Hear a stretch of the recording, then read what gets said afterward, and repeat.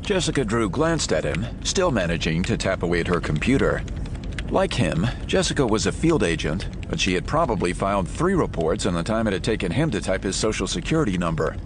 She was the only agent who never asked him about his criminal record, so he returned the favor by never bringing up the fact that she used to have superpowers. For Clint, being a SHIELD agent was a giant step up in life.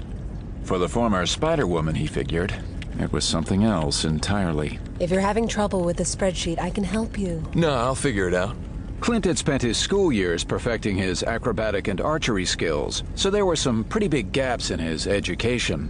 Computers, grammar, spelling, fiction written before the 1980s.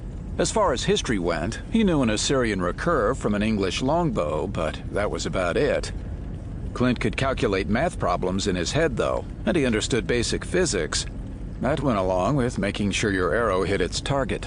Just remember, we're supposed to check in with the new special officer at 1400. Clint pretended to focus on his computer screen, punching in letters at random while he watched Red out of the corner of his eye.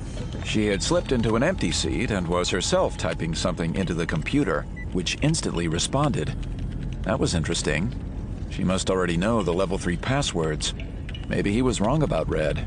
After all, it wasn't as if she could just stroll past a security guard to get into S.H.I.E.L.D. headquarters. That was one of the advantages to having a base of operations that was constantly mobile and usually 6 miles off the ground. Red pulled up a schematic of the helicarrier. Clint told himself there were all kinds of reasons an agent might do that. Maybe she was new to the job and simply trying to locate the ladies' room. She could be a techie from engineering, looking for some faulty wiring. Yeah, and maybe she was searching for decorating tips so she could redo her living room in neo-futuristic polished glass and steel.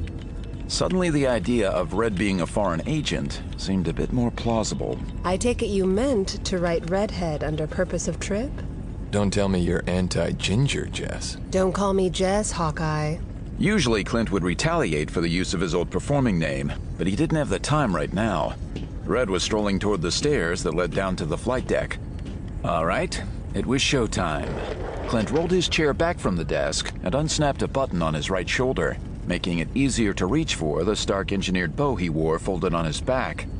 Clint was supposed to wear a regulation firearm like everyone else, but he knew he could snap his wrist and have the recurve primed and ready before another agent could aim and shoot a gun. You going somewhere? To see Man About a Dog. Red disappeared behind 2 technicians, and it took Clint a couple of moments to find her again.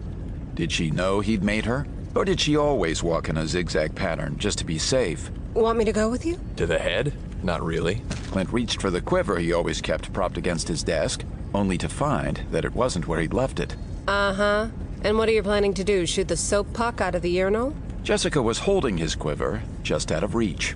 Only if it annoys me. You know, you don't really need to practice shooting things. You need to practice doing expense reports. She had to be as bored with paperwork as he was. Probably why she was the closest thing he had to a friend in this place. Looking past Jessica, he widened his eyes. What the? Why is Iron Man flying around without his pants on? What? Jessica turned, and Clint swiped his quiver just as Red reached the exit. She looked over her shoulder. For a moment, their eyes met. A jolt ran through him. The kind he used to feel before doing some trick that was liable to leave him seriously injured or worse if he screwed it up. Red smiled, her hand on the door, as if daring him to follow her, and then she was gone. I can't believe it. You're actually leaving a week's worth of forms in order to go hook up with that redhead. What depends on your definition of hooking up?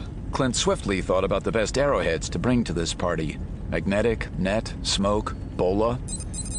Selecting the points with capture rather than killing in mind, he inserted them into the automatic loader in his quiver. I thought you didn't date co-workers. I don't. Clint broke into a run. Around him, heads turned. Agent Barton, don't forget you agreed to talk to me about...